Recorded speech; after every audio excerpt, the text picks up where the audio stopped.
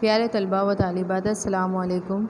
इससे पहले के पीरियड में हमने तारीख़ में 5वां सबक शुरू किया था, जैन मज़हब और बुद्ध मज़हब, जिसमें हमने महावीर स्वामी की ज़िंदगी के बारे में, जैन मज़हब की इशाअत और तरक्की और जैन मज़हब के ख़ास उसूल के बारे में पढ़ा था। अब उसके बाद आज हम पढ़ेंगे जैन मज़हब में फ़लसफ़ाना और रूहाना बातें। तो जैन मज़हब में हर जानदार को 2 हिस्सों में तकसीम किया गया है, एक ज़ीरू और दूसरा है रूह। हर इंसान अपने आमाल के ज़रिए देव, इंसान या जानवर बनता है। जानदार के बुद्ध जीव, मुक्त जीव और नित्य जीव, ऐसे 3 तबके जैन मज़हब में किए गए हैं। इसके अलावा कर्म आत्मा के लिए बंधन की तरह है, जैन मज़हब में ऐसा बताया गया है। तो रूहानी बातें देखेंगे जैन मज़हब की। जैन मज़हब में तप और गुजारी गई ज़िंदगी की बहुत अहमियत है। कई सारी रूहानी बातों का शुमार होता है, जैसे कि माफ़ी, नरमी, हवास पर काबू, सच, पाकीज़गी और सखावत वगैरह। इसके अलावा रूहानी फ़िक्र याददाश्त करने के लिए महीने में 5 मरतबा पोश या व्रत करके ख्वाहिशों को ख़त्म करना और तय किए हुए दिनों में शतरंजिया पहाड़, चंपापुरी, पावापुरी और सिम्मेत शिखर जैसे तीर्थ मकाम की यात्रा करना, जैन मज़हब में ये बताया गया है। उसके बाद देखेंगे जैन मज़हब की किताबें। तो जैन मज़हबी किताबों में रूहानी जज्बात, मज़हब की कहानियाँ, किताबों का इल्म और तीर्थंकर के पैगामात ख़ास है। इसके अलावा साइंस, इल्म, नज़में, कहानियाँ, ड्रामे, दुनियावी मज़मून की किताबों के ज़रिए भी जैन मज़हब को बढ़ावा मिला है। इसके अलावा भारत में अलग अलग ज़बानों में जैन किताबें लिखी गई हैं। जैन मूर्तियों के बारे में देखेंगे। तो जैन मज़हबी मकामात में ज़्यादातर मूर्तियाँ तीर्थंकरों की है, जिसमें अंबिका, चक्रेश्वरी, जौ और मालिनी, पद्मावती, चामुंडा, महादेवी, भारती या सरस्वती ख़ास देवियाँ हैं। जैन मज़हब में देव मकामात में तीर्थंकरों की मूर्ति के साथ रखे हुए यक्ष, हुकूमती देवी और अदालतों पर से तीर्थंकरों की मूर्तियों की पहचान होती है और जानदारों की अलामतें, जानदारों की जो निशानात है, जैन मज़हब में रहने वाले ज़ीरूह की तरफ अहिंसा के जज्बे को यानी अदम तशद्दुद के जज्बे को ज़ाहिर करते हैं। उसके बाद देखेंगे भारतीय तहज़ीब में जैन मज़हब का अतिया।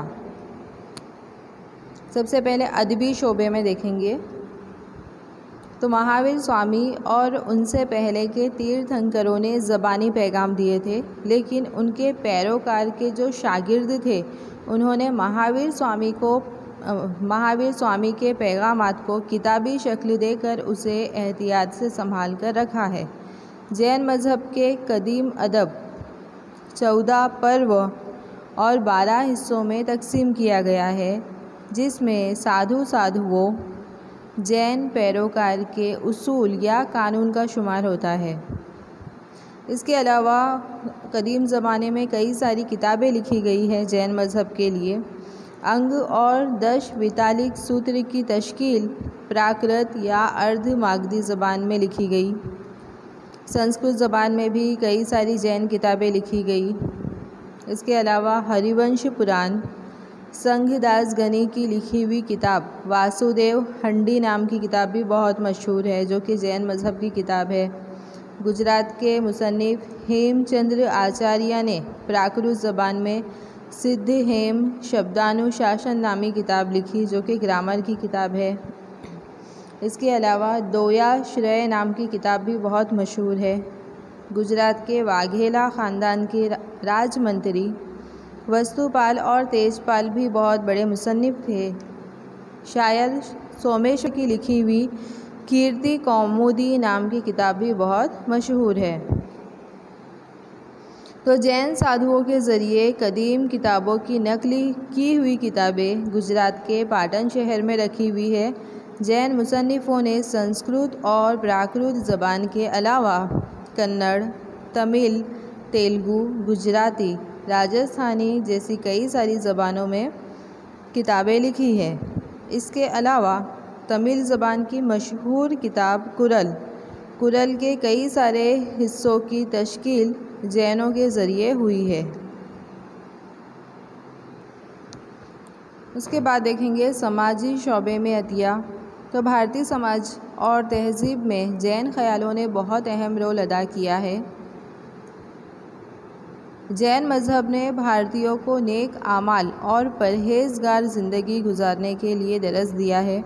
गांधी जी के मुताबिक अहिंसा फ़लसफ़े के सबसे अज़ीम पैगंबर महावीर स्वामी ही थे और अहिंसा का उसूल यानी अदम तशद्दुद का उसूल ही गांधी जी की ज़िंदगी का उसूल बना था।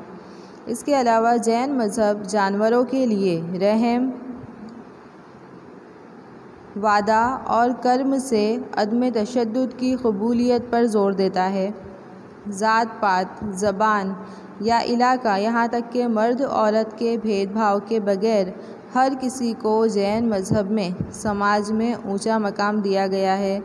औरतों को भी दीक्षा लेने का, साध्वी ज़िंदगी गुजारने का और मोक्ष हासिल करने का हक देकर महावीर स्वामी समाज के इस्लाहकार बने थे, यानी समाज के सुधारक बने थे। उसके बाद देखेंगे फ़न के शौबे में। तो जैन मंदिरों में रहने वाले तीर्थंकरों की मूर्तियों के ज़रिए कदीम और वस्ती दौर के संग तराशी की पहचान होती है।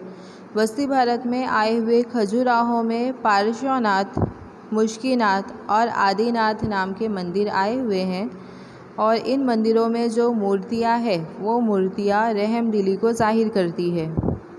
जैनों में आदिनाथ, नेमिनाथ, पार्श्वनाथ या महावीर स्वामी जैसे तीर्थंकरों की बहुत सारी मूर्तियां हैं।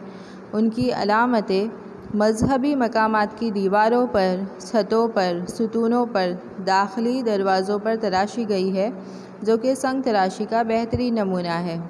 इसके अलावा जुनूब में मैसूर में चंद्रगिरी पहाड़ पर आई हुई ऊंची और अजीम गौतमेश्वर की मूर्ति जैन संग तराशी का बेहतरीन नमूना शुमार की जाती है।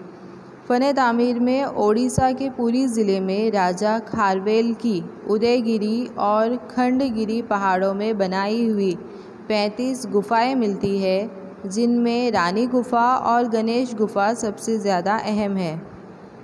इसके अलावा मगरिबी भारत में एलोरा में वाक़े जैन गुफाओं में इंद्र सभा नामी 2 मंजिला गुफा सबसे ज़्यादा मशहूर है। वस्ती भारत में गुजरात में पालीताना के जैन मंदिर बहुत मशहूर है। गिरनार पहाड़ों पर वाक़े जैन मंदिर बहुत मशहूर है। इसके अलावा आबू पहाड़ पर वाक़े देलवाड़े के डेरे बहुत मशहूर है, जो कि फ़न संग तराशी के बेहतरीन नमूने माने जाते हैं। तो फ़न संग तराशी और फ़न तामीर की तरह ही फ़न मुसव्वरी की मालूमात भी जैन मंदिरों की छतों, दीवारों, राजमहलों पर बनाई हुई जो तस्वीरें हैं उस पर से मिलती है। उसके बाद हम देखेंगे बुद्ध मज़हब, गौतम बुद्ध की ज़िंदगी के बारे में। तो गौतम बुद्ध की पैदाइश क़ब्ल मसीह 566 में नेपाल के कपिलवस्तु के करीब लुम्बिनी जंगल में हुई थी। उनका पैदाइशी नाम सिद्धार्थ था, बाद में उनका नाम गौतम रखा गया। उनके वालिद शुद्धोधन शाक्य जात के लीडर थे। उनकी माँ माया देवी देववर्धना की राजकुमारी थी। उनका बचपन और जवानी बहुत ही लाड़ प्यार में गुजरा था। 16 साल की उम्र में उनकी शादी यशोधरा नाम की राजकुमारी से हुई और उनका एक बेटा था जिसका नाम राहुल था। जब उन्होंने एक रोगी, एक बूढ़ा, एक मुर्दा जिस्म और एक साधु को देखा तब उनको बड़ा दुख हुआ और उनको दुख, बुढ़ापा और मौत इंसान के लिए एक बंधन जैसे मालूम हुए और उन्हें ऐसा महसूस हुआ कि इनमें से साधु की ज़िंदगी से ही निजात मिल सकती है। तब से इंसानी ज़ात को इस बंधन से निजात दिलाने के लिए उन्होंने संसार को तर्क कर दिया, यानी दुनिया को छोड़ दिया। उसके बाद गौतम ने लगभग 6 साल तक उस्तादों, साधुओं के हुक्म के मुताबिक सख्त रियाज़त की, सख्त इबादत की। इसके बावजूद इंसानी ज़ात की निजात के लिए उन्हें सच्चा इल्म, सच्चा पैगाम नहीं मिला। तब वो बुद्ध गया में पीपल के दरख्त के नीचे आसन लगाकर बैठ गए और अहद किया कि भले मेरा जिस्म ख़त्म हो जाए या ना रहे, अब मैं इस आसन पर से तब तक नहीं उठूँगा जब तक मुझे सच्चा इल्म और मुकम्मल इल्म हासिल नहीं हो जाता। फिर एक दिन वैशाखी पूर्णिमा को बुद्धि दरख्त के साये में उनको रोशनी हासिल हुई और वो बुद्ध बन गए। उनका नाम गौतम होने से वो गौतम बुद्ध कहलाए। बुद्ध मज़हब का फैलाव करते करते 80 साल की उम्र में क़ब्ले मसीह 486 में मल्लगढ़ रियासत की राजधानी कुशीनगर में उनका इंतकाल हुआ।